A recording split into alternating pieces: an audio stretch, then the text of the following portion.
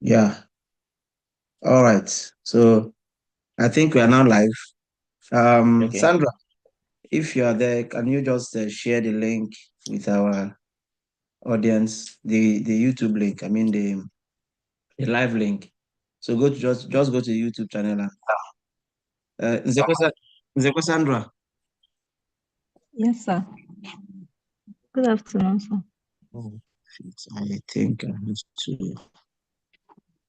I think I have Hello, sir. Can you hear me? to. Oh my,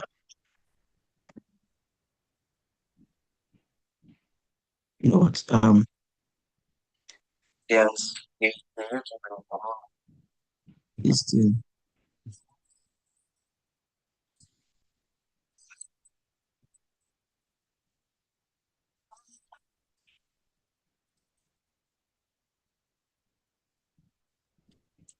okay. So we are live now. I what happened was that I was having an echo. So Okay. I was having an echo. I was saying something, and what I was saying, I was hearing it back. So I think All right. what happened was that I didn't put off the volume of the YouTube. So now, all right. Yeah, So totally understandable. yeah, okay. So we are live now on this event, and I believe our audience are currently watching us from all over the world. Um, so hello and welcome to this special edition of Education African Scholars Global Connect podcast. I'm your host, Stanley Peter Anukocha, and I'm the founder and chairman of the board of Education African Scholars Global Connect. So, as United States commemorates Memorial Day, a time for us to honor the brave men and women who died in service to this nation. We at Edu Afri Scholars, we are actually using this moment to not only reflect on the sacrifices that they have made, but also celebrate progress, impact, and the value of global education. So I would invite the audience to join me in this discussion as one of our outstanding scholarship beneficiaries, Michael Felaye, who recently earned his master's degree in law from the University of Georgia.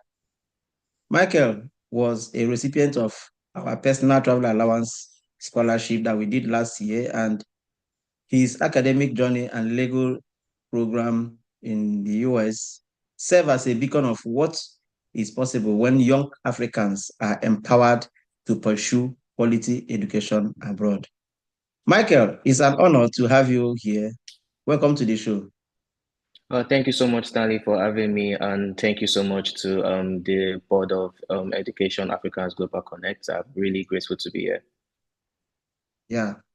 All right. So let's delve into the questions we have for this podcast this morning. And let's begin to talk about the Memorial Day celebration. What does this Memorial Day mean to you, especially as someone who recently studied in the US? Well, thank you so much. For me, I believe it's a day of like reflection and also a day of, paying respect to the brave and fallen soldiers who gave their lives for this country. It's also just to showcase the bravery, the commitment, and what they truly like stood for in terms of justice and in terms of, truth. At the end of the day, we come to realize that freedom is not free, and freedom comes with a price, basically. So it's just our own way of paying respect to the dead. Okay. Thank you so much for that. Yeah. So how do you personally reflect on the sacrifices made by US service members on this particular day? So what do you think? Um, What's your reflection about the sacrifice that they have made? Well, I think for me, it's basically just shows like the tenets of what the US, stands for, and like in terms of democracy, and in terms of being the leader of the free world. You try to like look at the values that some of these soldiers kind of like, exposed in terms of like, bravery, in terms of commitment, in terms of standing for what is right. So I feel like that kind of rubs up on me and in terms of people generally, in terms of like the true value of of respect and of sacrifice, of honesty, what it means to be a decent human being. Yeah, thank you so much. I Thank mean, you. yeah, these guys have really made, I always say that this is the ultimate sacrifice, sacrificing your life for the sake of humanity, and it's something that we must appreciate so much. And that is why if I bring it down to Christendom, taking it to what Christ did, because Christ laid Yeah, down his life for human beings, and that is why today we Christians, we always uh, believe and we believe that our salvation is from that death, and that is why we are so much big on God, on Christ, for what he has done is something that not anyhow person can do it, laying yeah. down your life for another person. Thank you so much for that personal reflection. Thank you. All right. So, did you witness or take part in any of the Memorial Day commemorations during your time Uh, in the US? well, not at all. So this was my first memorial day, but I got to see how people their posts, their well wishes, and what it means for people, because at the end of the day, the Memorial Day is not just even for the fallen or for the dead; it's also for the families as well too. And they also kind of like, everybody has kind of like lost someone one way or the other, even if they haven't lost anybody, but in terms of like what it gives to like the country. So I feel like looking at it from afar and just seeing how people, and seeing just what it means to people, just signifies the importance. Yes. Thank you so much. Of course, I know this. I think this is your first, because you were here last year. You weren't here the. Yeah, I think you were here around August last year. So this should be your first, and yeah, it's kind of, it should be a very wonderful experience for you. yeah. Yesterday, myself, I was driving around and I saw a lot of in the whole country we had flags, the US flag here and there. Most of the cemeteries I saw them Hmm. putting flags there, and that's why we have, because as you can see, we have our flag here. So Yeah, we I are can see part of the that. US. We are celebrating the US in, well, what being part of what the US is doing. All right. So, why do you believe it's important for international students to recognize such a national day in their host country? Why do you think it is good for us to be part of this celebration as international students, or do we just say, "Oh, it is their thing"? Do you think why do you think it is important for us as international students to be part of this Well, celebration? I think, thank you so much, Stanley, for that question. Well, I think that for you to understand the place, you need to understand the people and the culture. And, the Memorial Day having such a significant importance to people, it also helps you to understand like the history behind it, where they are coming from. I think it has to do with the Civil War that Yeah, happened in the American culture in in America, basically. So it just helps you to like give that, backdate towards history, and also for you to understand where people are coming from. So when they say when you're in Rome, you have to behave like the Romans as well too. So exactly, it's just exactly. it's just it's just your own way of just acknowledging that, okay, this is what these people are all about. And it also helps international students or people generally to like integrate into like the culture or into like the traditions or the ideologies of people. So I think back home in Nigeria, we have something similar like that. I think it's the Armed Forces Remembrance Day, and so it's just kind of similar to it, of you paying respect, to the brave and fallen soldiers who gave their lives for their various countries. Yeah, of course. Yeah, when, like, I like that statement you made there. Say, when you are in Rome, I mean, behave like Romans. Of course, if you're in a situation, if you're in a country, you should be able to be part of what they're doing. I mean, we are here not just to learn and go back, but we are also here to learn their culture, to learn what they are doing, and that's why, as a human being, you learn, unlearn, and relearn. So you learn new things, you learn new cultures, you unlearn the old ones, and then you relearn the ones you already know.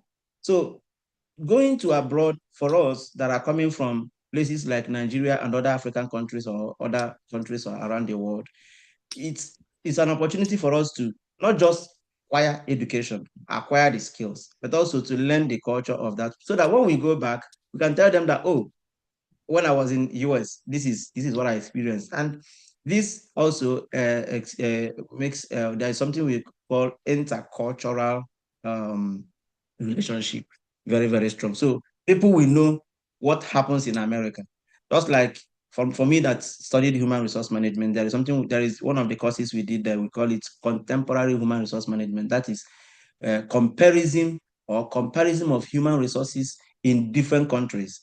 So if you look at it, you find out that the practice of HR in US is different from the practice of HR in UK, or different from practice of HR in Nigeria and all that. So learning about these different practices help us to have a wholesome idea of what human resource management is all about. So bringing it down to this context, when we go to America, we learn their culture, we learn what they do, we juxtapose it with what we're actually doing in our country, and we move on from there. Thank you so much for that insight. It's, Thank you it's very, very very much. important to us. All right, so let's delve a little bit into your early life and your educational journey. So, can you just tell us a little bit about your background growing up in Nigeria? What motivated you to pursue a career in law?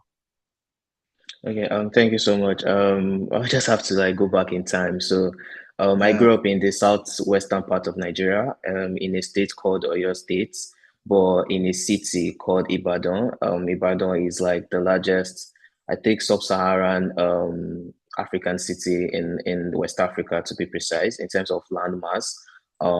It's pretty similar to, I'm trying to use an example of a country state in the United States, maybe similar to like, Georgia, or maybe like Alabama in a way, in terms of mhm. like the cultural significance.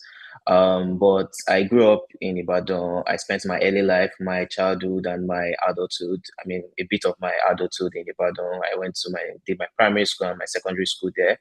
Then when it was time for me to go to the university, I went to University of Lagos to study law. So how I came about law was, I mean, I would say I was kind of extremely good in the art subjects. And for one reason, I think maybe, in the African home or in the typical Nigerian home, if you are not doing engineering, if you're not doing medicine, if you're not doing law, it was like as if you're not doing anything at all. I mean, which was not really a good, now that in hindsight, it wasn't really a good, practice of, trying to um decide a career where you are going to go to. But I just found out I was extremely good in terms of like the art subject, especially in government, in history, in literature.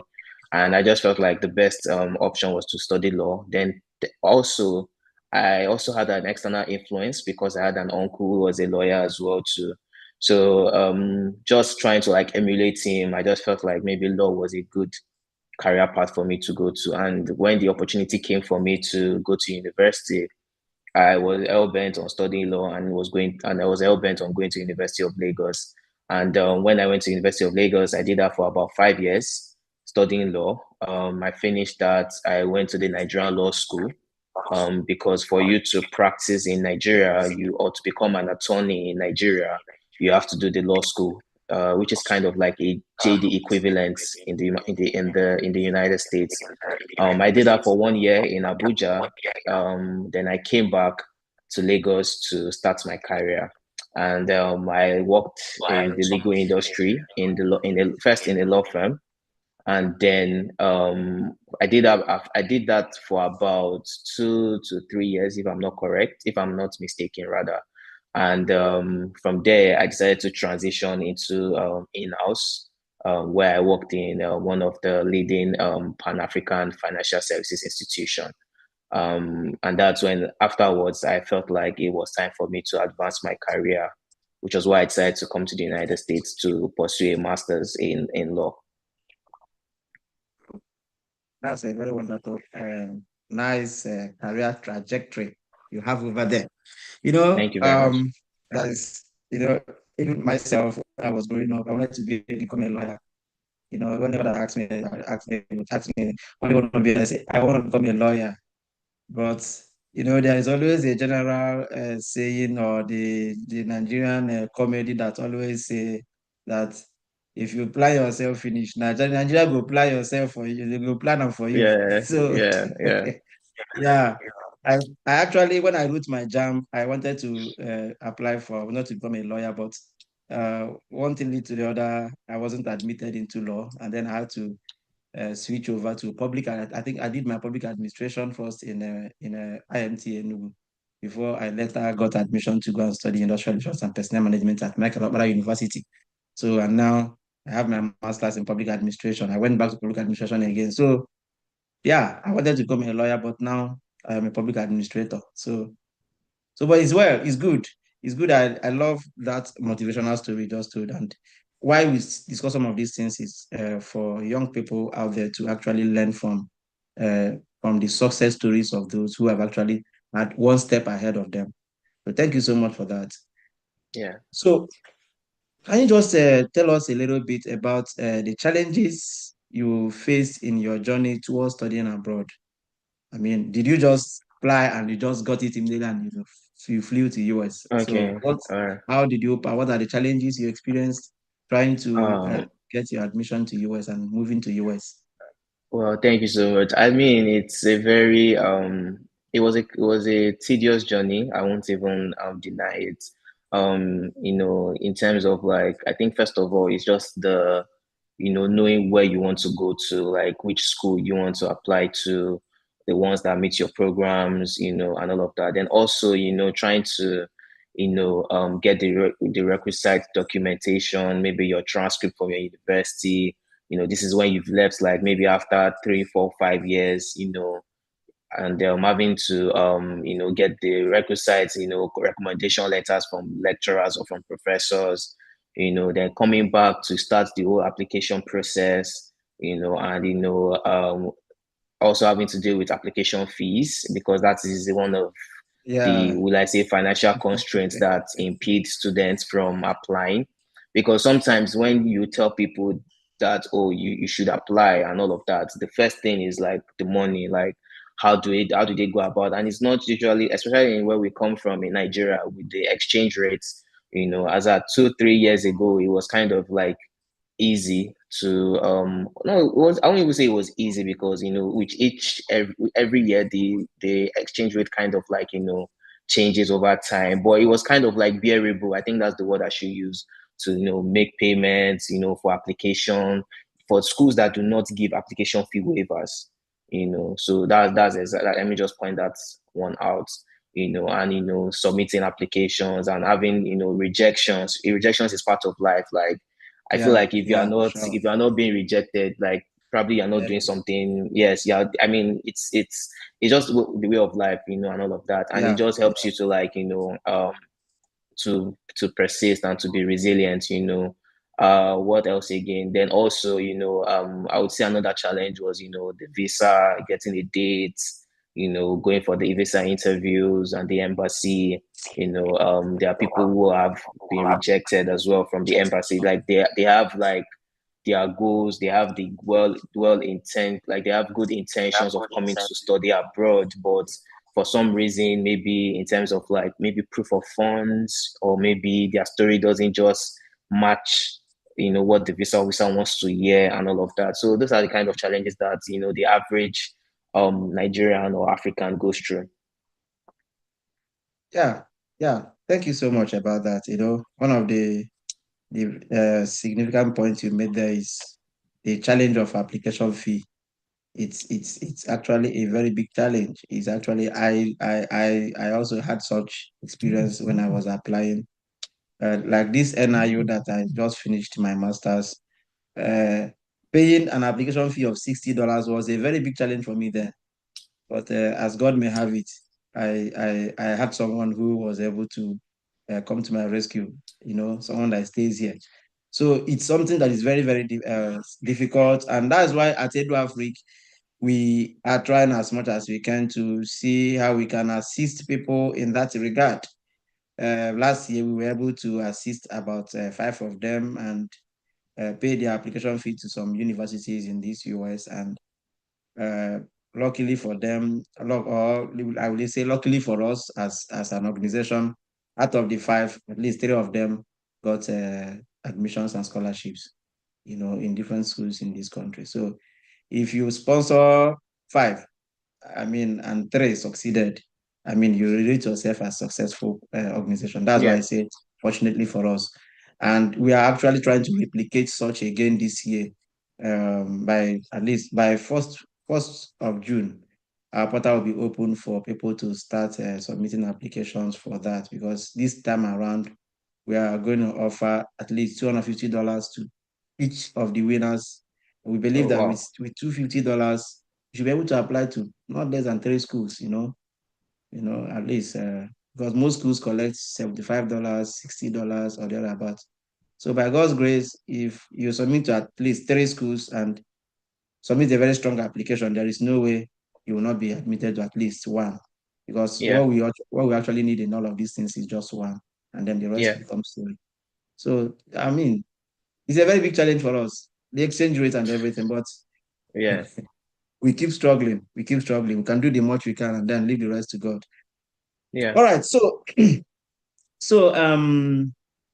was the dream of studying in the US always in view? Did you actually have this dream from the beginning of your life, or all of a sudden you saw people traveling and you say, okay, I want to travel, the Japa Yeah. syndrome. Is it Yeah. is Yeah. it Well, not necessarily. So I feel like for me, I always felt that there was something more to me in terms of like, my career, and I think probably it's just something that is ingrained in me because I would say I'm kind of an ambitious person, especially from where I come from, my background and all of that. So I think in my final year or in the law school, I was always like, okay, I would want to like go for a master's program after when I was done, or after I had worked a bit in the legal profession in Nigeria.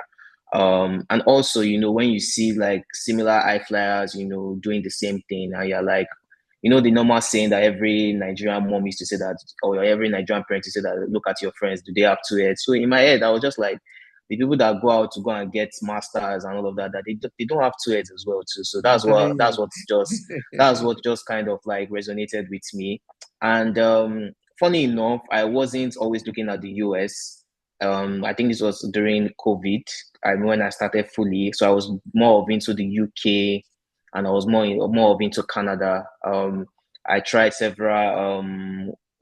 There's this popular Chevney, yes, Chevney Commonwealth, because I was actually serious about going to the UK or Canada, basically. But for some reason, I would say that, at the end of the day, God's plan is always the best, because it's what kind of like yeah. resonates with your goals and your careers, basically. So I, in the midst of trying UK and Canada, I had a very good friend of mine, who was just like, oh, why not just try US, and and funny enough, I'd even seen someone, doing the US as well, to like applying to US.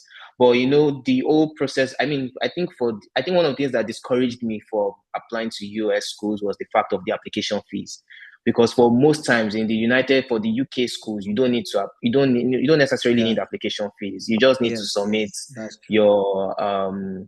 your statements, your application, and there you have it. But in terms of funding, they are nothing compared to the US. To the US, And yeah.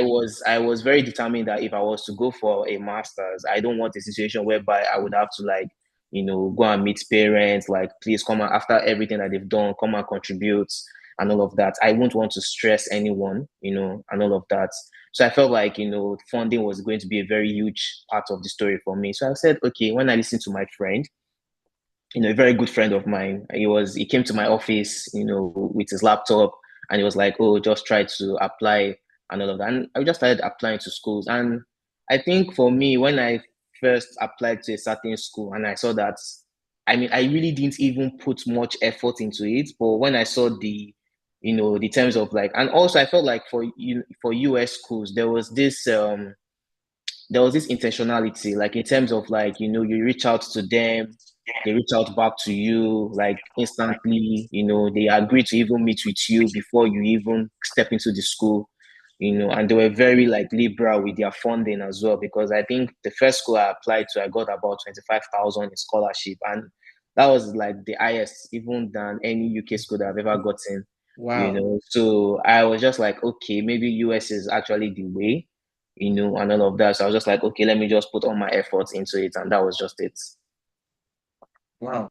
Wow. When you just say this, I was seeing some level of reason. I mean, I was seeing some level of alignment of your story with my own story, because this same thing you just said is something that I was doing in those days. I was concentrating more on UK, Netherlands, all those. I said, if anybody talks to me about US, I tell them, I beg, I don't have strength for that US, I beg.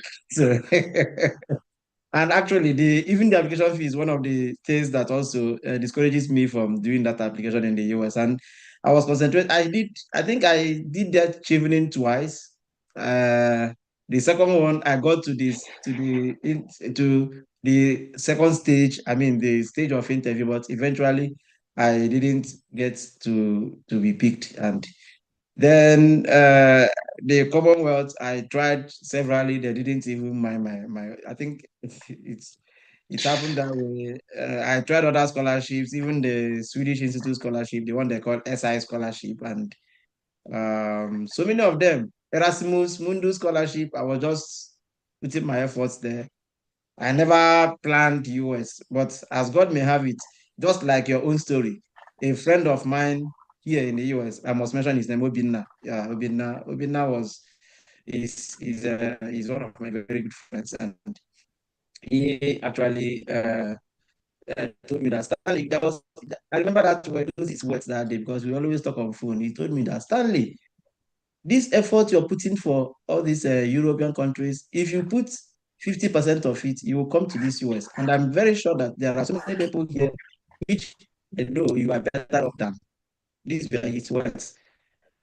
And then I was like, oh, do you think so? Yes. He said, he said yes. And then that was how I said, okay, can you share me some of the schools I can apply? He said, start from this NIU.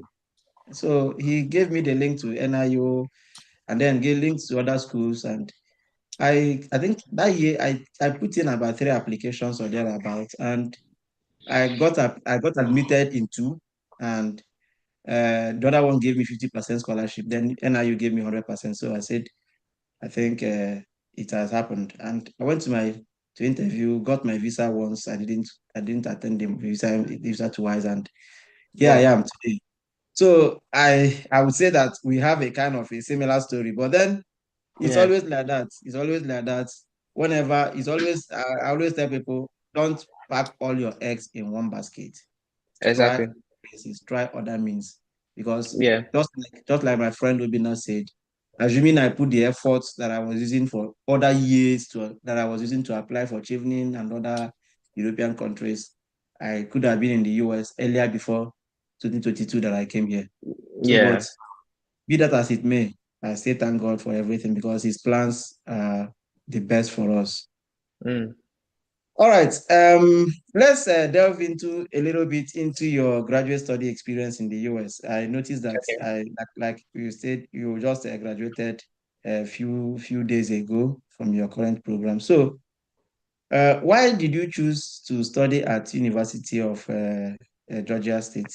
I mean, University of Georgia. Okay. What motivated you to study there? So like I said, when I was, researching on schools, I was a lot of factors or options were considered. I was looking at schools with reputation. I was looking at schools with, vibrant campus environment. I was looking at schools like the areas as well in terms of like diversity, like where the cities or where the school is located. Location was also a factor. So I was also looking at the program as well, like, what does the program entail, like what courses are offered and all of that. So University of Georgia was amongst the schools that, I wanted to apply to. Then also I was just going through, like I said, doing my research, and I think I stumbled on the YouTube video. They had like a testimonial video for my master's program, and I saw an I saw a current, like a colleague, a former colleague of mine. He was my senior in the university. And he was like, someone that, was well respected and all of that. So I was like, I know this face, like this face is very, very familiar, and all of that. So I kind of like reached out to him, and he was currently it was an alumnus of the university.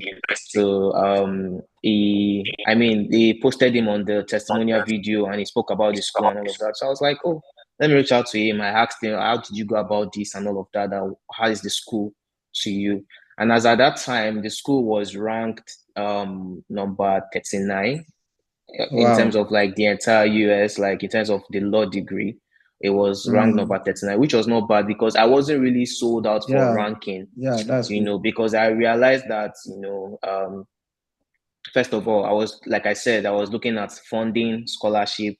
I noticed that even for the Ivy League schools, like even if you were to get funding, you might not get as significant funding because the competition is really like, the competition for those schools are higher, and all of that. So you have to like, come correct, So I was like, you know what? And just as you said, don't put all your eggs in one basket.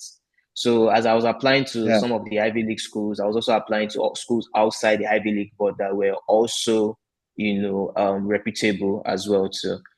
And luckily for me, over the years, University of Georgia became number 20 in the entire country. And I was like, okay, that was a very good sign. And from there, I just applied, and that was how I got into University of Georgia. Then I think another thing that sold out for me was the fact that it was close to Atlanta. Atlanta is it's a bubbling city, also like full of black folks, diversity, the culture significance or the cultural significance to Atlanta as well. So that's why I was just like, okay. And also I think it was home to like, Fortune 500 companies, so those were the Mm. kind of things that kind of like sold out to Wow. me in terms of like, strategic, like trying to position myself, as in the legal field. And also I was also particular about cost of living. So before University of Georgia came into the picture, I was going to go to another school in California, called USC Gould, is a University of Southern California. But I was just mindful of like, cost of living, like how will I, cater for myself and all of that. And compared to Georgia, I felt like cost of living was also a factor that kind of like hedged the two for me. So that's why I went to University of Georgia. Wow. That's wonderful. Yeah. The University of Georgia, I've actually tried to, when I was applying for my current PhD that I'm about to start, I tried because of all of these things, because I browsed, I love the school, and I have some of my professors in NIU who know some professors in the department. So even my HOD at NIU recommended me to the school for my PhD, but unfortunately, I couldn't get in because they were actually seeking for GRE. Well, I don't have GRE, so I asked for a waiver. They couldn't, but I'm happy that today I will still be, even though I won't be there, but I will be close to that because I'll be moving to Virginia very soon for my PhD starting in August. So Oh, congrats. yeah, yeah, thank you so much. So at least I'm still close to that axis. Yes. Yeah. All right. So can you just share a little bit about your academic experience at University of Georgia compared to your academic experience in Nigeria? Well, where can I in start from? in terms It of is environment and all that. I would say for one, it's fast paced. It's probably because I'm just, still getting used to the system. So it's fast paced. It was intense. I would say also that it was very supportive, because everyone is like, willing to help. You have your lecturers or you have like the faculty staff on standby. You can always approach them at any time, which was not something, we don't something we're familiar with back in Nigeria, I mean, not that you can't approach certain lecturers, but it wasn't as just, as accommodating here in the United States. The also resourcefulness of the environment, in terms of like technology, in terms of like That materials, technology is very important. steady power supply as well. I mean, I didn't need to stress about, oh, I have this deliverable and this deadline, and I have to worry about lights. I have to worry about how to submit my assignments and all of that. So it was also all of that. It was also very interactive. Lecturers expect you to they expect you to, like, read ahead before class, and when you come to class, I mean, code calling was very common. I don't know if it happened to your program, but code calling was something that lecturers would just Yeah, call you randomly, and you just have to like say something regards the topic, which was not popular, I mean, back then, because students used to, like, there's what they call House of Lords. So students used to stay in the back, and yeah. just avoid being called, and all of that. So it was just, I would say it was something different, but most importantly, it was very like interactive and accommodating. I would say like the professors or the lecturers are very, very supportive. Um, and everybody just wants to see you, grow, or, you could always approach them and speak to them about your ambition, the best, way they could offer you advice or support. And they're always willing to like connect you with one either alum or something, so I think that was just one of the things that kind of like sold out for me in terms of like, the comparison between the United States and, Nigeria. I mean, I hope we get there, in terms of like Yeah, the yeah, academic and learning environment.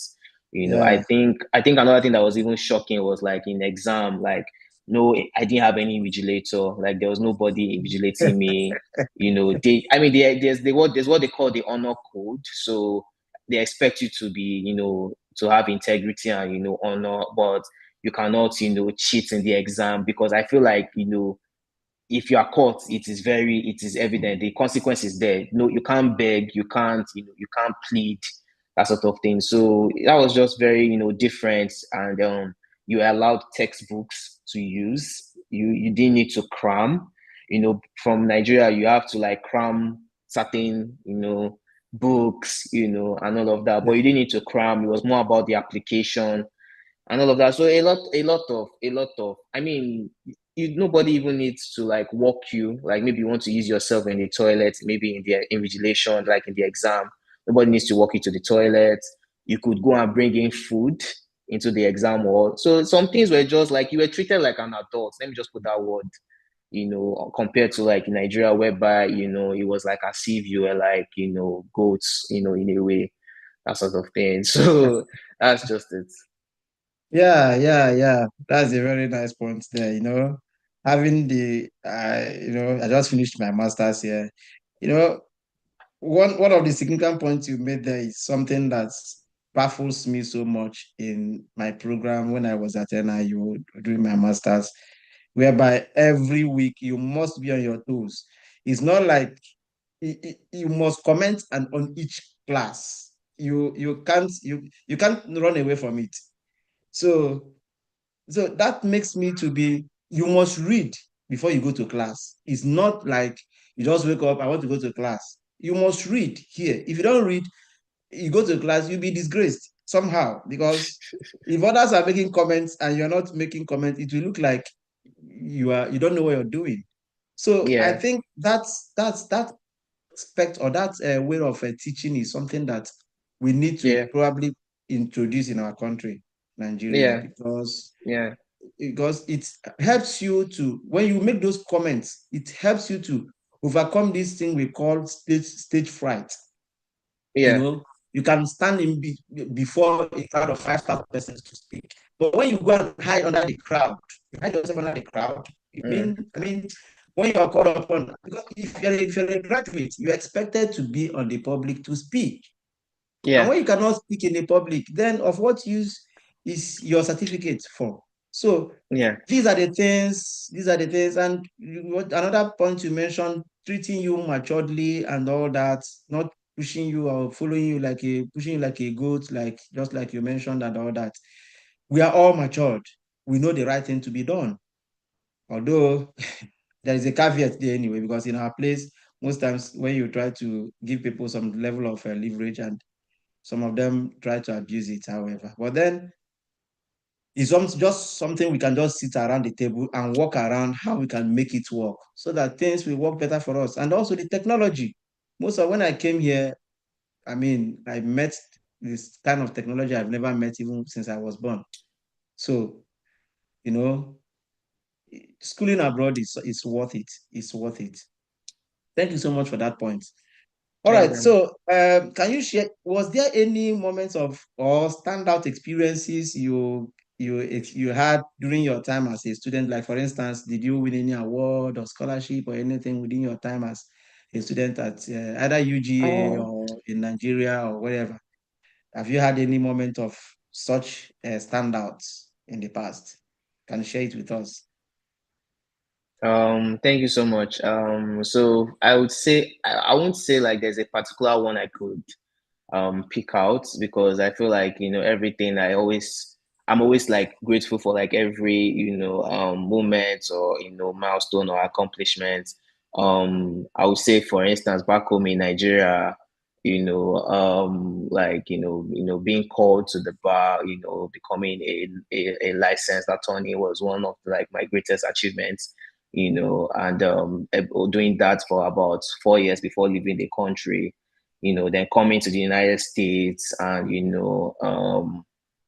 coming to the United States and, getting the masters, and, just trying to like find my place in the world basically because you are put on that global pedestal. I would say that for me, like coming to University of Georgia was the fact that, I just tried as much as possible to immerse myself in the community and just, learn from the people and learn from the culture. So, having to be like the, let's say, representative of like which I didn't even know at the time. I was like the first Black LLM like representative of the Black's Law Student Society. I was able to join the the the journal, the law school journal, and also just do certain things whereby I feel like they were very like instrumental to my growth, to my personal and professional growth. So I would say like I would just say that personally, like just being in the United States has been like an humbling experience for me, just trying to like see how things are compared to how it is, back in Nigeria, and just help you shape your perspective on, global issues. That's just for me, like I would say one of my proudest moments, and all of that. Wow, that's wonderful. I always tell people that. In fact, let me just say it. Let me just release a comic relief here that we are happy at Edu Africa to have an attorney as one of our beneficiaries because as it stands now, we'll be looking for trouble everywhere so that we go and meet our attorney to come and bring us out of the shop. So yeah. It's an honor to have you as a beneficiary of one of our programs here, and we are happy to have a big shot like you here. So, and just like you said, achieving this is one of your biggest. So every human being in life during your career trajectory or during your career growth, you have one thing or the other. You can say this is my biggest achievement. It's just like, for instance, myself, during the time I was in the program NIU, I achieved one of the biggest scholarship. One of my biggest achievements is to win the National Forum for Black Public Administrators Scholarship. So I happened to be the first Black or the first Nigerian to win it at NIU. So, and I was selected amongst all the schools in the US. I was among the 11 persons that were given that scholarship. And we were given $5,000, and they gave us a very nice treats, paid for my flights to their conference, paid for my hotel, and the way they treated me, like, so I say that's one of my biggest win in my career trajectory, and I'm very happy about that. So we always have our biggest win, and we keep on working towards that to make sure that we achieve more. Because whenever we remember what we have achieved, it motivates us to achieve more, and it also Yeah. motivates us to assist others. So I'm happy to have you here as one of our attorneys. So we'll be consulting you, I beg. Oh, no problem, no problem. All right, so let's discuss a little bit about Edu Africa support for you last year. So how did you hear about our personal travel allowance scholarship before you applied last year? How did you hear Yeah, about that? so I think I was so there's a colleague of mine. He was a former colleague in my previous company, GT. His name is Micah. So he just reached out to Michael Radiri. Yes, Michael Radiri. So Yeah, he just reached out to me and it was like because as at the time he went to the United States before me. So, yeah, but once I found out that he was going, I reached out to him because I mean I was also in the process of going. So I was just like, oh, this is some, and he was someone that I respect, and have much admiration yeah, because we used to. I mean, our GT days, we used to go to the office together, come back late, and all of that. So it was just like those hustle and bustle moments. So when he just heard about it and he just sent the link to me. I was just like, just apply. And I was asking like, what is it like? What do you want me to apply to? Like, because at some point, I was skeptical about just having any random link or referral sent to me because I would say I was scarred from I had one nasty experience with clicking on links, random links. yeah, So when he just told me that I should just apply and all of that. So I looked at it, I saw that it was a scholarship thing, and he wasn't even asking me too much. I think from the requirements, just just say why you want to go, where you are at your journey, and I didn't do like a 1 minute video of how it would, help you or thereabouts. So I was just like, okay, there's no harm in trying, nothing to lose. Like it's not like as if they are costing an arm or a leg, and all of that. So I was just like, okay, let me just apply. So it was later, I think in the maybe like few months down the line, same Micah reached out to me saying that did I get any email or message? And I was like, what email, what message? And I was like, I didn't see anything. So I just went to check randomly and I saw that I got a response from the scholarship board saying that they were pleased with my with my response or with my application, and they were like, okay, that I should they will contact me in the following days to come, and that was just it basically. yeah, yeah. So much. That's a very nice. It means Yeah, that Micah is now part of your success story. yeah, he Yeah, is, he is, he yeah. is. Micah Radiri is one of our products here. In fact, he's like a brother to me, and he's like my younger brother in the program, in the NIU program. I finished last year. He finished this year, and he got a fellowship. He's going into the industry, and he's doing well for himself. So anyway, one of these days we will invite him here for a program anyway. All Yeah. right. Um, so what specific challenge did the scholarship help you to overcome? I would say in terms of like, flight expense, and other miscellaneous, because to be honest, you need every penny you can get, Yes, for, yes. trying to like, offload the cost that has to come with, studying abroad.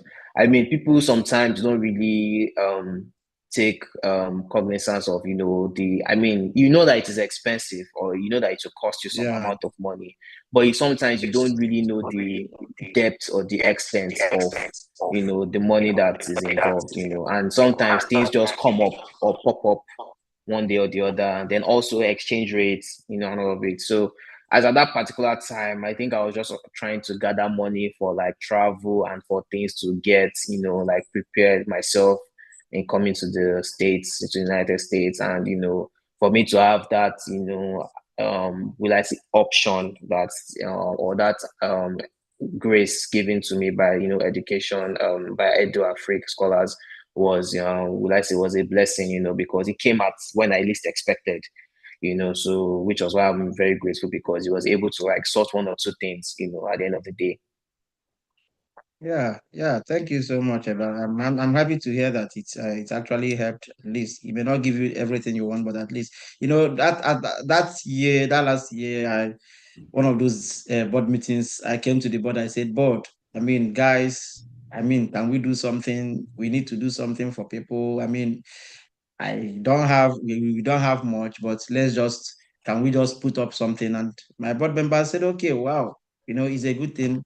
They said, what can we do? We said, okay, let's look at how we can support people who have already gotten their visas, but they are finding it difficult because all of us in the board, myself and my board members, all of us are product of scholarships. Such journeys, and we know how difficult it is buying things you need to travel with, doing a lot of things. So, we said, okay, let's just contribute, and it was just a contribution of few guys, just my board members. This person brought this person brought this one, and at some point at the beginning we had a budget of let's help 5 persons, but seeing the application and seeing, in fact, most times when you are evaluating some of these things, you will be very confused though, because you will see that Yeah. almost everybody is qualified, and you want to give everybody, but you don't have the whole money to give everybody. So Yeah. at some point, they recommended 5 persons to me, but then I saw one other guy. You were amongst the, I think you were amongst the first three, because they ranked the 5 of them, according to the best. So I think you're among the first three. So, and then there is another guy from Ghana, Festus. And I later went back to the application. I looked at his application. He's as qualified as others. And then I went back to the board. I said, oh, I think we need to let's just add one more person, even though we don't have the budget. Okay, the board, we are like, we've exhausted what we have. But then I said, okay, no problem. That one will now be on me. I would add this one with my own personal. I would add more to what I have donated earlier. So that was why I had to increase it to 6 persons. And another reason was that we had 3 Nigerians and 2 Ghanaians. So I said, well, since Faces is from Ghana, and we're trying to kind of have an equal opportunity for everyone. Okay, since we have given 3 Nigerians, let also consider 3 Ghanaians. And that was why we came up with the number 6. So three Okay. Nigerians, 3 Ghanaians. So it was a wonderful experience, but all of them are board members, and they're all students. And from the little stipend they are getting, they are thinking of helping others out there. So it's a thing I like about my board, and I continue to commend them for their maximum support. Even the one that we are about to do now, it is still from their own pocket that we are about to raise these $250 for each of the applicants. All right. So, in your own opinion, how do you think that, or how important are such interventions EduAfrica made to African students? How do you think such interventions, how important do you think it is for incoming students to the United States or the other countries? Sorry, can you repeat the question? Yeah, I was trying to find out, how important do you think that this scholarship, Initiative? this Okay. initiative is? Do you think it is important, or you think it's something you just stop? No, I think it is very important, given how like the challenges that students like African students in general face in trying to like get in trying to like scale their careers or advance their careers to the next level in studying abroad. It is like you said, or like we pointed out, like exchange rate is a huge deterrent for many people in terms of like applying to schools and all of that. And also it's something that's kind of like thwarted um, many aspirations of people in coming to the United States. And I think it's a very good initiative that the board and the founder or the founders have taken upon themselves to give back to people, because there's a biblical saying that says that he that waters, let him also be watered, and that sort of thing. Yes. And it is, they say it is more blessed to give than to receive. So in doing such, in giving such acts of kindness, this are the kind of acts that cannot be repaid, by the students, because it's something that genuinely probably they were looking for one breakthrough or the other. So I would say that you never can tell, because I believe that this non-profit is something that is just, beginning in its early stages, and from there, from the little hundreds or the little $250, before you know it, you're giving thousands and you're giving hundreds of thousands. So these are just like the humble beginnings for everyone, not just even for students, but also for like the initiative in total. So I feel like it's something that is very good. I do not know personally, I do not know of any other initiative like in recent time or in Nigeria that is doing something like this. I might be wrong, but to see that someone is actually doing it, which can even inspire other people to do so as well too, because at the end of the day, I think in one way you are also giving back to like the society, because you are raising future leaders that, one way to they will also give back to the Yeah. society and give back to their country. So it's like a full circle moment basically. So I do not think it's not something I do not think it's something to be taken for granted. And I would also use this medium to um thank everyone that has been in support, the board and the founders and everyone. And it's only God that can replenish them at this moment. Yeah. Thank you so much for that. At least you have, Yeah. from your statement now, you've actually motivated us to do more. I mean, Edu Afrique is an organization that has this mindset of we train trainers, we help helpers. So that's why we started as people empowering people, you Mm, know. So we believe that when we empower people, people will grow up to empower others. So yeah, exactly.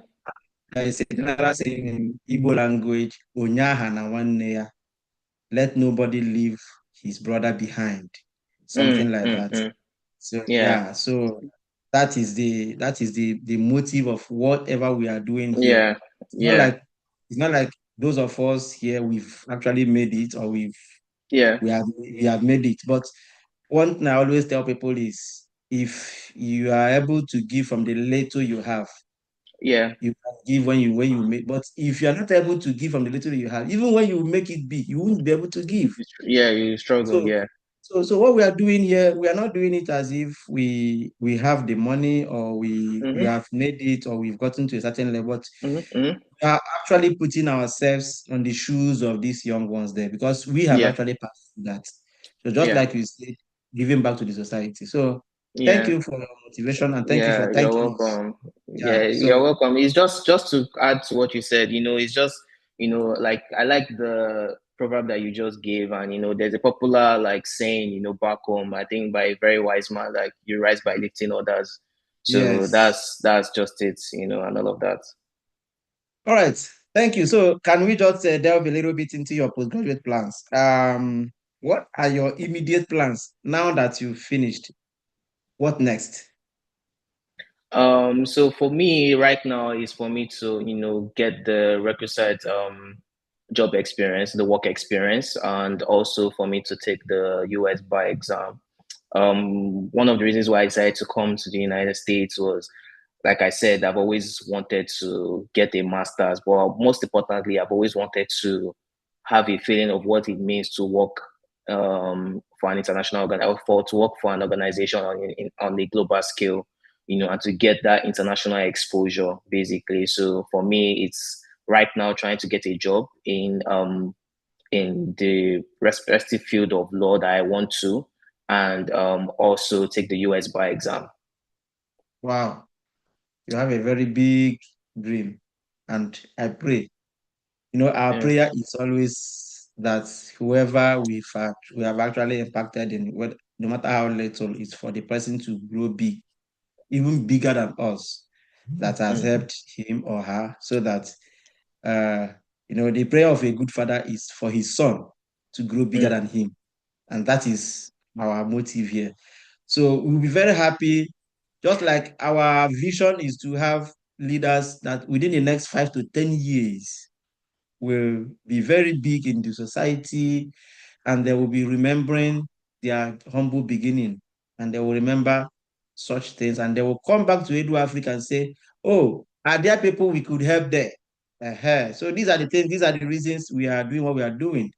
So I'm happy that you are focused, and we will continue to support in any way we can, provide information that you need.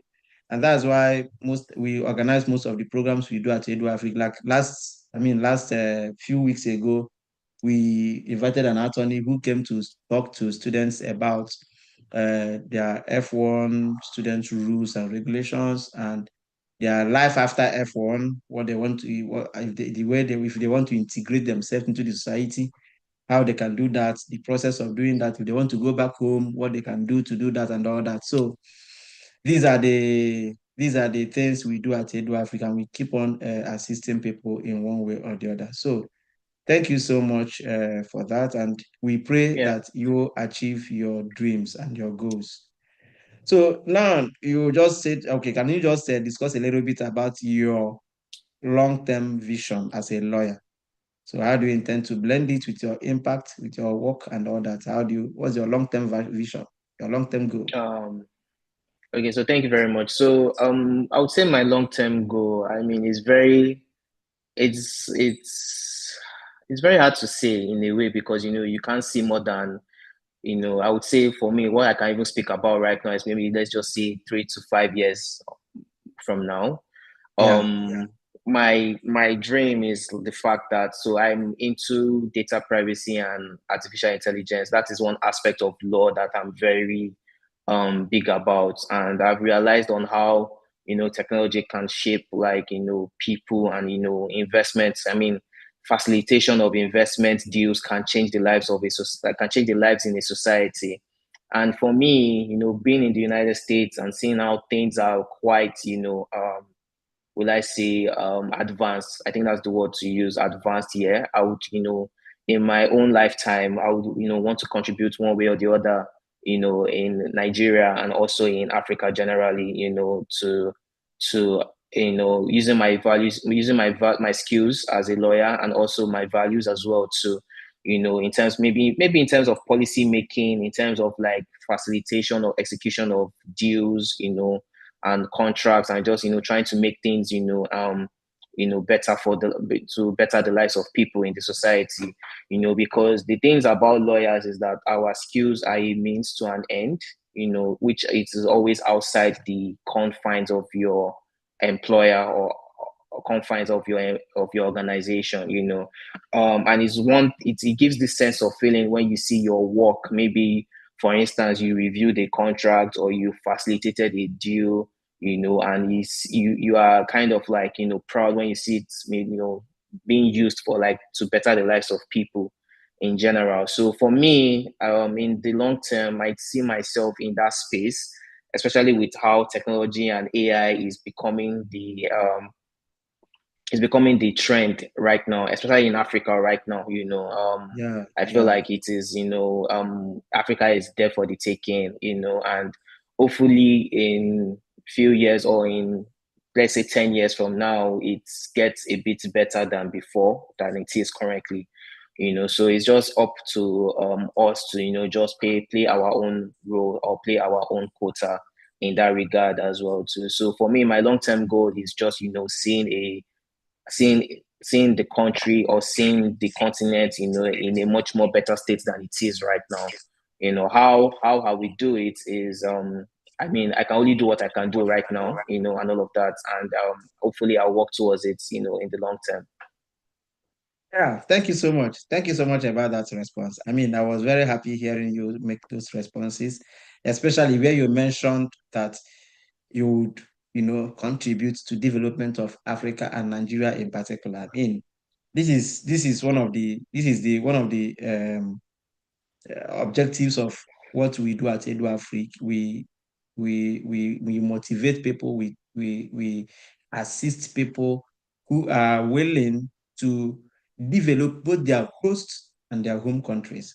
So we are very happy to hear that from you. And as a matter of fact, there was another point you mentioned about what you're doing in AI and all that. And we have seen the importance of AI.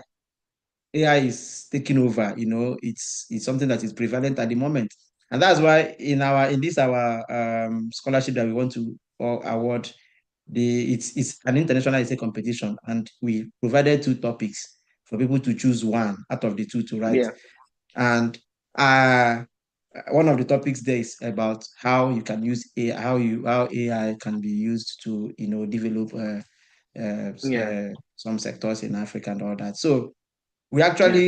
we actually part of the reasons for that scholarship is not just to help people, but also at the same time to see people who are willing to delve into the current issues, the current trend, the contemporary issues in the society, who are willing to come to US, because US is actually big in AI at the moment.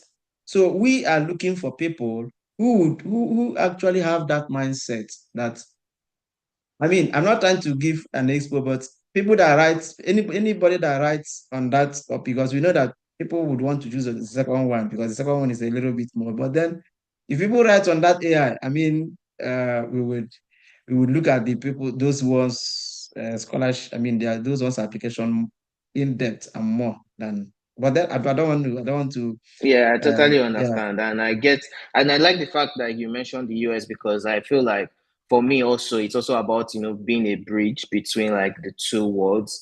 I've yeah, realized that since I've been here, I've realized that the perception of Nigeria or Africa is kind of like different.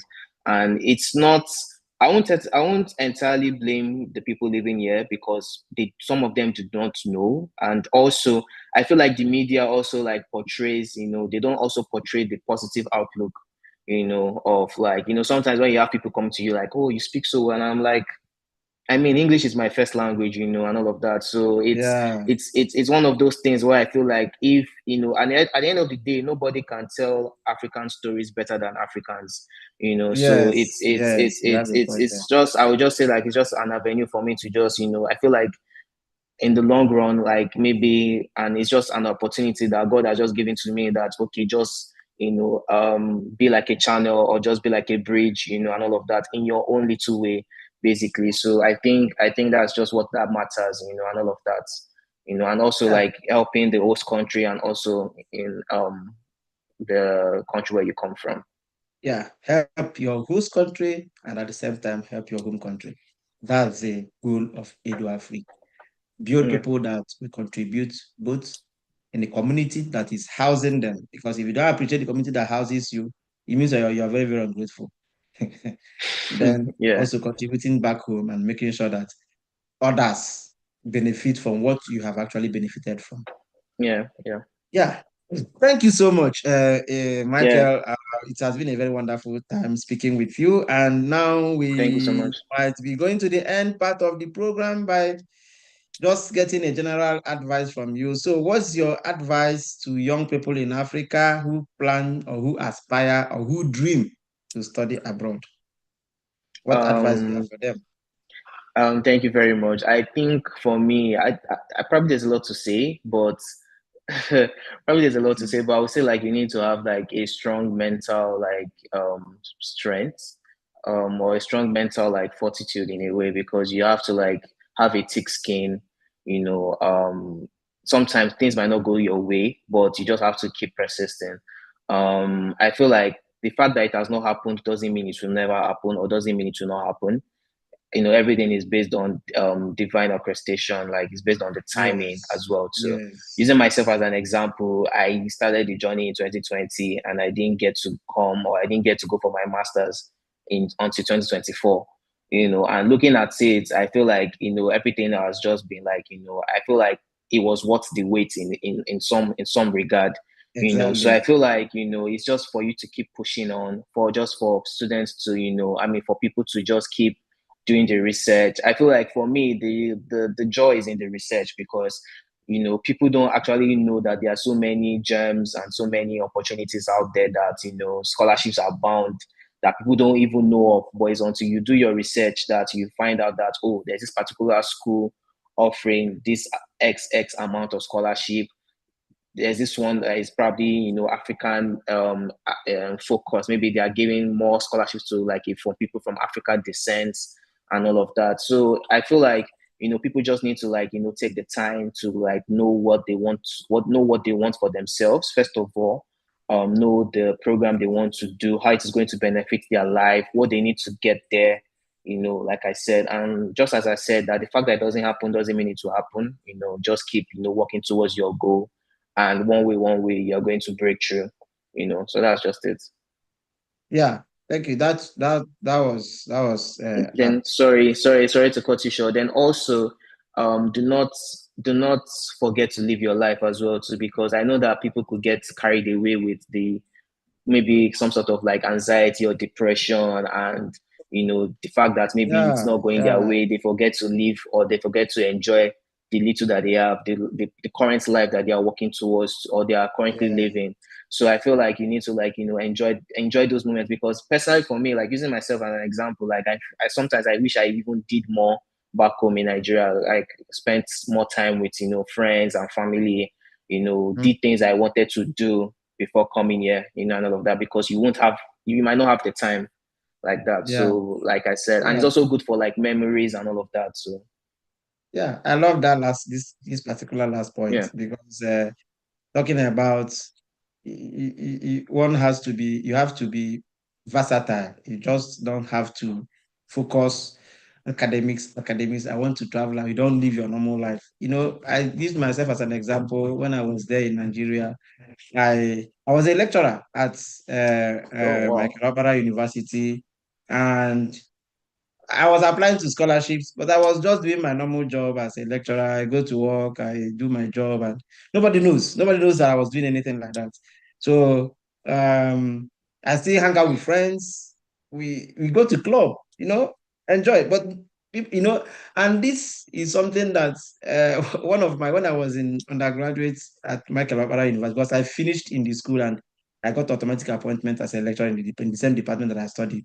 So the our assistant, I mean the one of the staff, non-academic staff then, she used to say something. She said, you are a first class, because I made a first class. So she was like, you're a first class student, but you don't dress like a first class student. I said, how do you mean?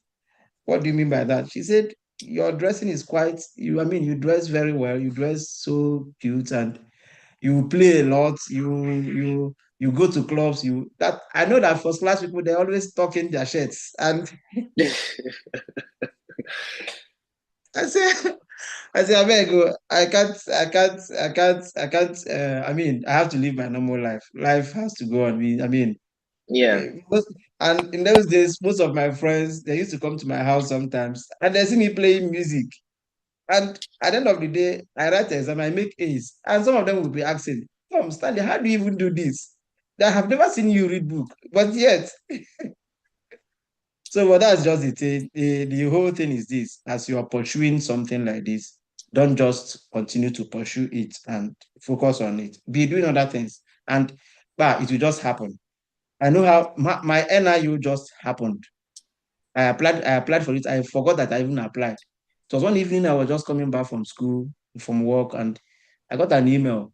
Congratulations, you've been admitted to so so so. I mean, I was like, oh, when did I even apply for this one? Hmm. So it's like that, and I love that particular point you made there. So so what practical steps do you think that those applying for scholarships should take? I mean, what do they Um, need to do for them to be competitive? so thank you very much. I think it's I would say it's a whole lot of steps. For me, the research is always very important. Like for me, anybody that wants to start or is in the process, you just need to like research on like the schools, the location, the requirements, what you need, also how it aligns with your goals and your objectives, and all of that. Then also I feel like also have your necessary documents. I think you need to like do things at a way ahead of time, especially given how like the Nigerian education system could be. Like for instance, if you need to get your reference letters, if you need to get Yeah, transcripts, transcript is a yeah, very important, huge, transcript and all of that. So that if you know how your school, if you know your school is not the school that is the you know advanced or like accelerated kind of like way of doing things, just have to do it ahead of time, so that when you are applying, you would have it way before your time of application and all of that. Then also, if you need to save up, save up. It's not something that you just want to do like instantly, because it takes a lot of strength, it takes a lot of Yeah, planning, yeah, it takes yeah. a lot of That's true. determination. Also, I feel like what underrated thing that people don't utilize or make use of is speaking to people. Um, Over the course of like my applications, I always I used to reach out to people. Like, aside the fact of having your internal group, I reached out to people on like LinkedIn. I feel like LinkedIn is a very useful resource. People that are Yeah. probably going to the schools that you want to go to. If you and LinkedIn, they don't. The good thing about LinkedIn is that people are kind of like much more receptive on there. So you could just email or you could just message them and just be like, oh, that you want to speak to them about this particular school, about this particular program, especially people maybe who, maybe let's say is a fellow Nigerian that is in that particular program, as well. And you Mhm. could just, have an idea of what the program entails or what the school is all about. And that will go a long way in, influencing your decision or your choice as well too. I would say also, speak to like the admission officers. I think that was one thing that worked for me in terms of my Mhm. application. Apart from like, let's say I applied to about 5 schools or 6 schools, but I spoke to like about 10 to 15 admission officers of different schools. So Mhm. from there, I was able to know which of the schools not to apply to in terms of like funding. Like, if you are telling me you're only going to give, maybe out of, maybe school fees was about $60K, and you're telling me you're going to give me that, maybe the highest you could do was 10 or 20, there's no point in me wasting application fee, when I know Mhm. that, yes, Yeah. and also wasting energy as well too, because I could have an idea of, what the school tends to offer me. Because as the same way you're assessing schools, I mean, the same way the school is assessing you, you're also assessing the school as well too. So it's a win-win for both parties. I feel like people always take it from like the aspect that, oh, that this school is just giving me admission, but I feel like they too, they're also lucky to have you as well too, because you contribute one way or the other. Your experience, your diversity, your background, contributes to the school as well too. So they also want to select the best of the best as well too. So they are not just also like, cherry picking random every Tom, Dick, and Harry, and sort of thing. So you need to like, for me personally, I think that's one of the things that helped me in the past, because I just spoke to admission officers, and that kind of like streamlined the schools I wanted to apply to. Then I think lastly, I mean, not maybe penultimately, just have a support group. So for me, I was lucky and I was blessed to have like a group, like people of similar minds, that wanted to come to the US, or not just even the US, but had like, career goals or ambition. And maybe they also wanted to go to other climes, or they just wanted to advance their career. And I just had group chats, like WhatsApp group chats. So for me in particular, I had a group chat called In Jesus' Name with the American flag, you know. Wow. Yeah, so it I was want to see just there. that We were group. Oh. just so it was just having our, putting things that we found that were very important to us, so the synergy was just like, just so strong, and there's a saying Wow. that if you want I to love go that. far in life, go alone, but if you want to go further, go with people, that sort of thing. So Yeah. that was just what helped me. And thankfully, luckily for the group, like, one of us went in 2023, I went in 2024, another one is coming this year as well. So Wow. it's just how the So progression has every been. every year the group must produce one person. The group, and even not just for us, even in terms of like association, like, because we have mutual friends, and people have also Yeah. been going as well to the abroad, even so we claim them by association as well too. So I think that's just the plan, at the end of the day. Oh, that's wonderful. If you're if you have like similar minds that just kind of like propel you, or motivate you, it really goes a long way than doing it yourself. And I think that was one of the things that really, helped me in the term, in terms of like, when, because even to the strongest of us, like, there are times whereby you feel down, like you might not just tell people, you might not just show people, but these are the people that kind of like, just motivate you one way or the other, and all of that. And you have like your support groups, like, because I have like tons of like support groups, like good friends that, I mean, like different group chats and all of that. And these people have been like a blessing to me. So I feel like for young people out there, just have like your own support system as well too. It could be your family, it could be your friends, could be your church groups and all of that. Then lastly, lastly and most importantly, God is always the defining factor. So, just, have your prayers down, your prayers, your dreams, because it's only him that can bring it into realization. Yeah, that last point is one of the most important points here because Yeah. I always tell people, massive grace of God brought me this far. So forget about the fact people will say you made a first class, you made it. Yeah, I'm not the only person that made a first class, and making a first class is not even a major criteria. I mean, it's not. I mean, in quotes, not a major criteria because there are so many things they consider in evaluating your admission. I mean, your require. I mean, the documents you submitted. So it's not just about first class, or it's not just about you are a lecturer and all that. There are so many things, and one of the major things is God's grace. So always pray. I always tell people, just pray to God for just 1 year, and you will get there. And another point you mentioned there for them to get through especially this is a prevalent problem in our African countries. The getting your transcript on time, starting to apply for your transcript on time. I always tell them this, and that's even why in this scholarship that we want to do now, we are basically one of the requirements in the application portal is that you must submit your student transcript. If you don't submit your student transcript, you will not be qualified for us because we need to. What we are looking is people that are ready to move into the graduate school, not people that are preparing. So from the application is starting on 1st June to 30th of June, and we've been announcing it since, and we've been posting what the requirements. So someone who actually want to travel abroad or who is motivated to travel abroad should have started since we started posting the information on our social media to start getting those documents, because transcript in Nigeria is one of the hardest things. I even as a lecturer in Michael Abara University, getting my transcripts, even as a staff, I know what I passed through.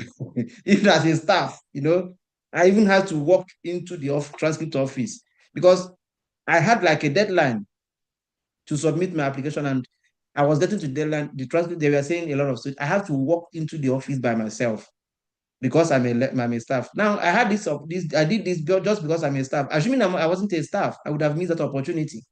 So these are the things we are telling people: try as much as you can to go for your transcript on time so that you'll be ready for the scholarships. All right. So what do you think is the mindset that an international student should have to thrive while studying in the US? I mean, what do you think they should do while they are doing their studies? I thank you so much for the question. I think they should. I feel like they should first have a thick skin because you are coming into a different environment. You are going to have to unlearn and relearn and learn. So things that you are not used to, you have to get used to them, get used to the culture, get used to the environment. Also, depending on where you are coming from, because I think for me, one of the things that kind of like changed my perception was the fact that I feel like for the first time in my life, like my black consciousness came into full being, because back in Nigeria and Africa, like everyone here is black, so you are just used to seeing people the same way you see people. But yeah, you are seeing people from different races, and also most importantly predominantly white.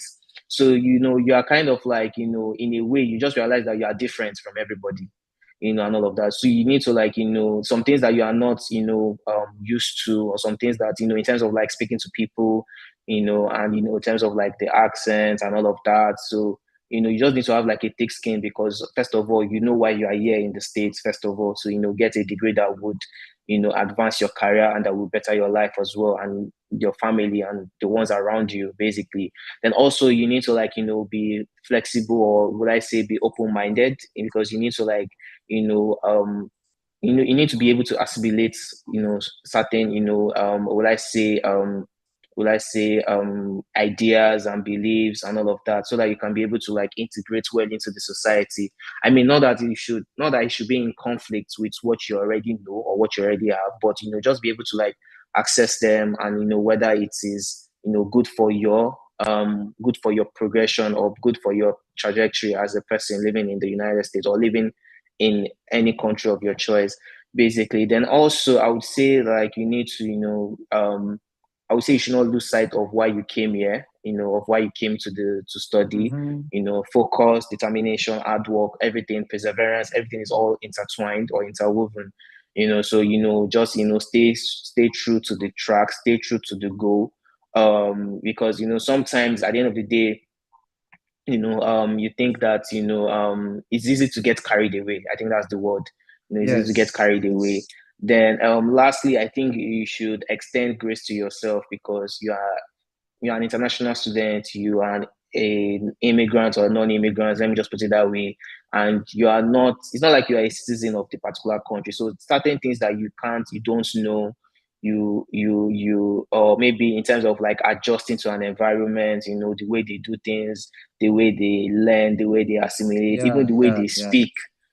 So you just learn to like extend kindness to yourself, that you are just learning, and it's also baby steps for you at the same time, and the more you progress, the more you get better at it and better at meeting people, be friendly, exactly, be yeah, friendly, be approachable, be easy to talk to, be willing to learn, and all of that. Then most importantly, obviously, and most importantly, avoid any form of like, trouble, like, yeah, committing a crime or committing a misdemeanor or felony. Like that is this is not Nigeria, well, or this is not any other place where you can, sometimes you might get a bit, you can bypass, there's no yeah, bypassing here yeah. and You all know, of people that. bypass So, here. Oh. The yeah, law is working here. the law is working in here, the system is actually working in here and all of that. So, like I said, just, once you take cognizance of all this, I think you shouldn't have any problem like, adjusting or living in a place other than your home country. Yeah, thank you so much. I think that was apt. And I have to add to what you just said. Another thing, they should always try to volunteering. Volunteering is very, very important in a country Yeah. like this. Yeah, volunteering.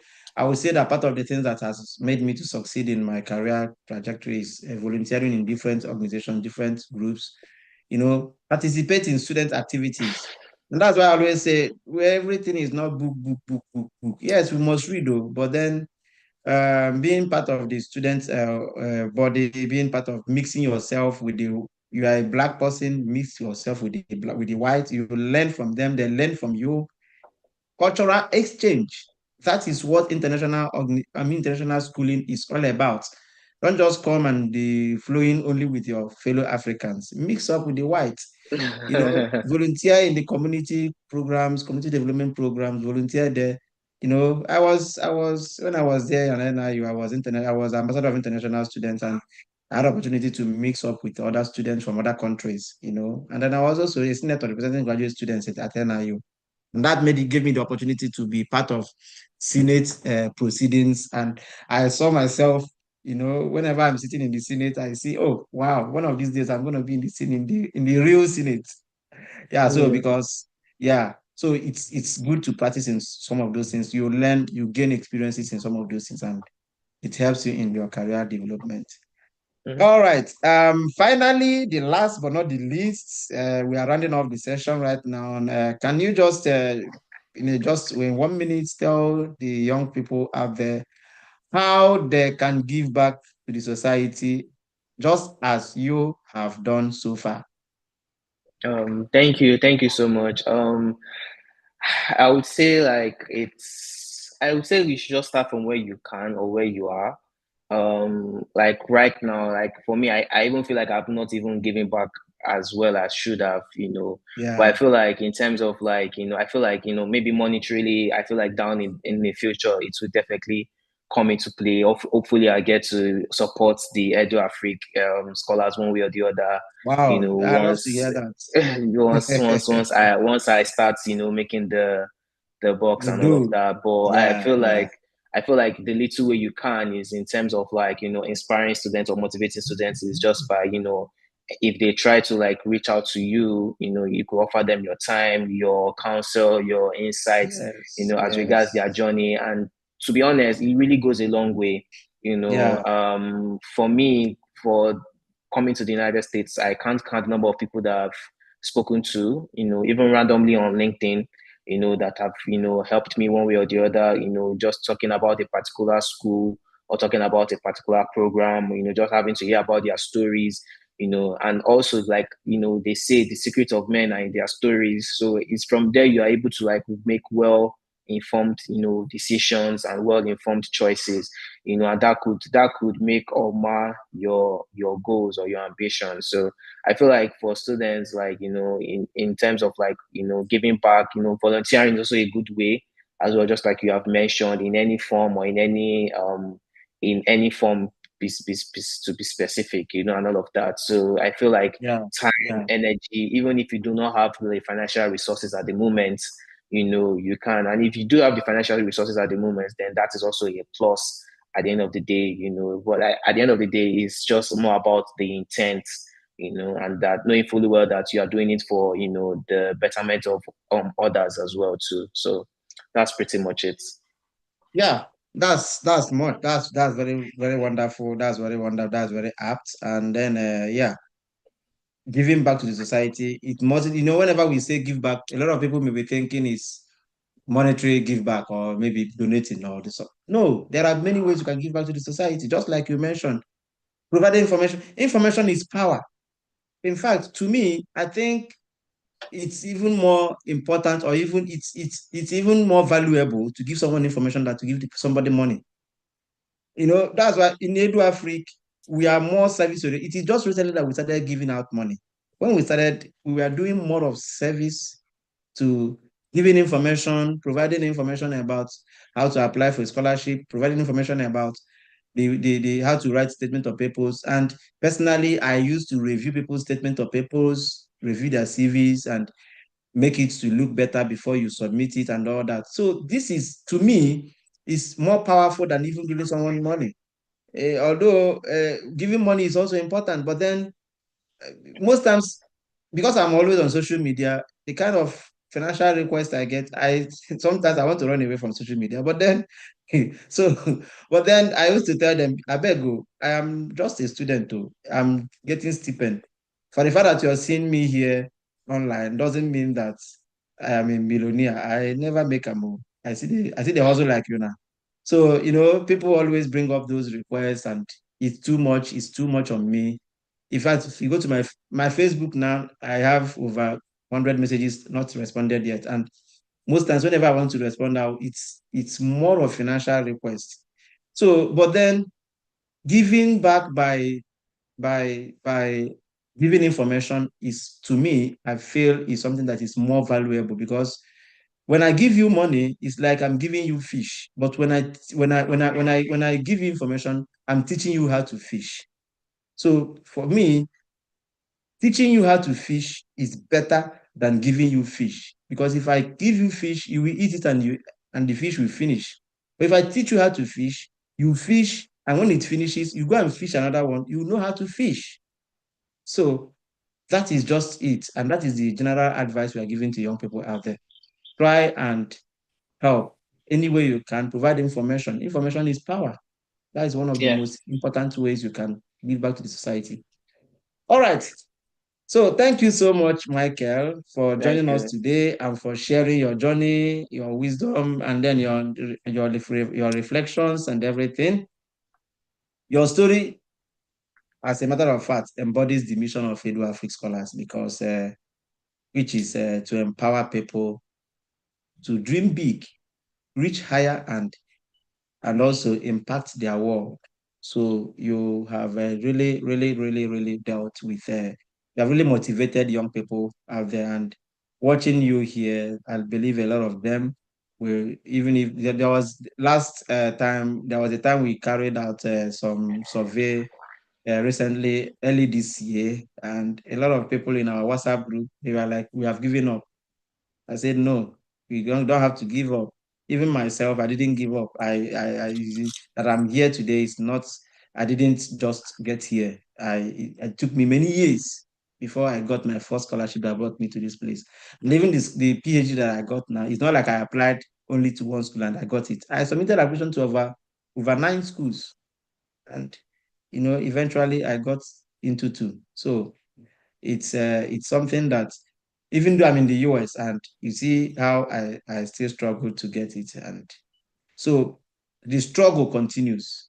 When you finish one struggle, you move to another struggle until you get, even when you get there, you continue. That's why we in Abraham Maslow's hierarchy of need, we have the self-actualization, which is the highest in the pyramid, self-actualization. But and at that level, people will say it's when you have actualized your aspirations in life. But even at that, even Abraham Maslow says that even when you get there, at that level, you now work on developing the society. So there is no time you rest. So somebody like Tony Elumelu, he's one person that I am looking forward to. He's like a role model to me.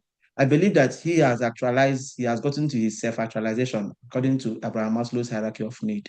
But still, he's still struggling. Somebody like Dangote, they are still not sleeping. They are still working. They are still doing a lot to remain there. So when you get there, you keep on working. So, and then to our listeners, if you have been inspired by this episode of our program today, please don't forget to subscribe to our YouTube channel.